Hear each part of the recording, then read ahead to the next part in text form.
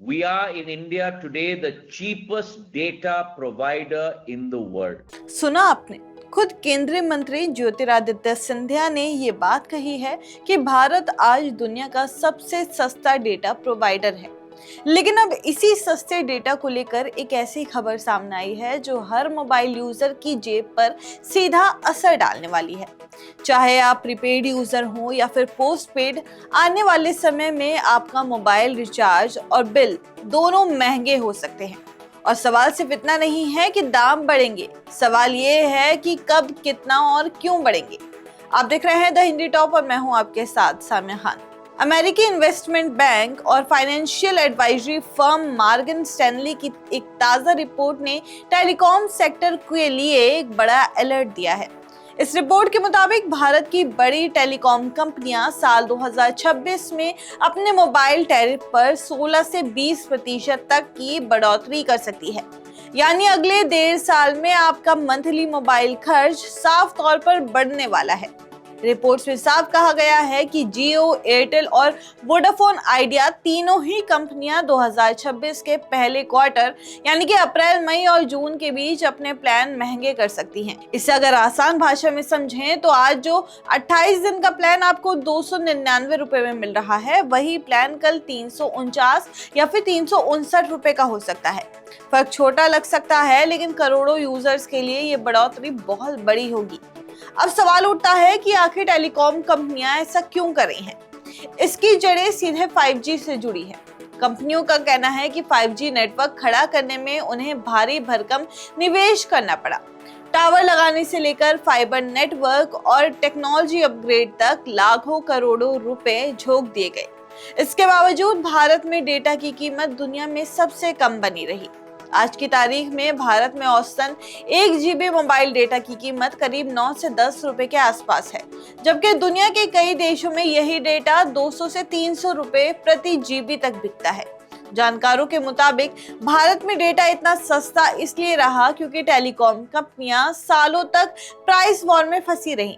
साल 2016 में जब जियो ने एंट्री की, तब बेहद सस्ते प्लान्स ने पूरे बाजार को हिला दिया।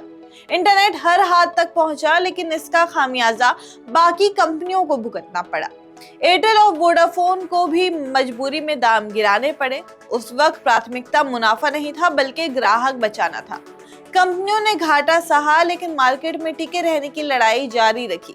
अब हालात बदल चुके हैं, बाजार स्थिर हो चुका है, बड़े खिलाड़ी तय हो चुके हैं और कंपनियां पुराने घाटे की भरपाई करना चाहती है।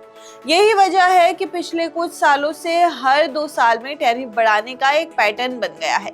2019 में करीब 30% बढ़ोतरी हुई, 2021 में 20% हुई, 2024 में 15 से 20% और अब 2026 में फिर से 16 से 20% की तैयारी हो रही है। दिलचस्प बात यह है कि कई बार कंपनियां सीधे दाम नहीं बढ़ाती, बल्कि महंगाई को चुपचाप पैक कर देती है। 2024 और 2025 में टेलीकॉम कंपनियों ने OTT सब्सक्रिप्शन और 5G सर्विस को महंगे प्लान से जोड़ना शुरू किया। सस्ते प्लान से नेटफ्लिक्स, हॉटस्टार, ZEE5 जैसे सब्सक्रिप्शन हटा दिए गए और 5G को भी प्रीमियम प्लान्स के पीछे लॉक कर दिया गया। इसका नतीजा ये हुआ कि यूजर्स को बिना चाहे भी महंगा प्लान लेना पड़ता है, क्योंकि कंपनियों को पता है कि आप अपना पसंदीदा शो या सीरीज बीच में नहीं छोड़ेंगे। एयरटेल का 449 रुपए वाला 5G प्लान इसका उदाहरण है, जिसमें नेटफ्लिक्स, ZEE5 और हॉटस्टार जैसे OTT प्लेटफॉर्म्स मिलते हैं, लेकिन सस्ते प्लान में ये सुविधाएं गायब हैं। रिपोर्ट्स में यह भी बताया गया है कि इस पूरी प्रक्रिया में एयरटेल को सबसे ज्यादा फायदा हो सकता है। एयरटेल की प्राइसिंग स्ट्रेटेजी और OTT मोनेटाइजेशन बाकी कंपनियों से ज्यादा मजबूत मानी जा रही है।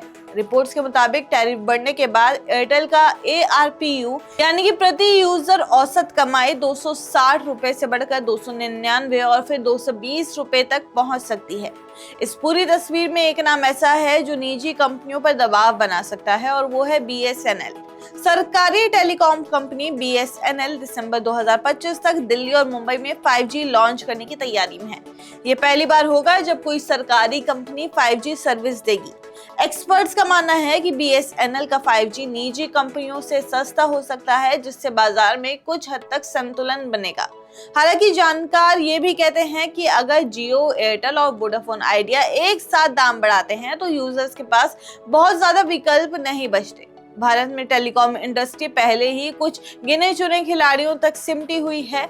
सस्ता डेटा भले ही यूजर के लिए अच्छा हो, लेकिन लगातार घाटे में चल रही इंडस्ट्री के लिए ये लंबे समय तक टिकाऊ नहीं माना जाता।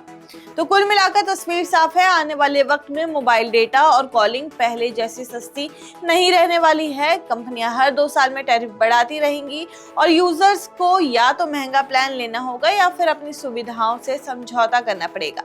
आपकी इस पे जो भी राय है हमें कमेंट्स करके जरूर बताइए और ऐसे ही और जानकारी के लिए आप हमारे चैनल द हिंदी टॉप को सब्सक्राइब कर लें। इसके अलावा आप हमें एक्स, फेसबुक और इंस्टाग्राम पर भी फॉलो कर सकते हैं।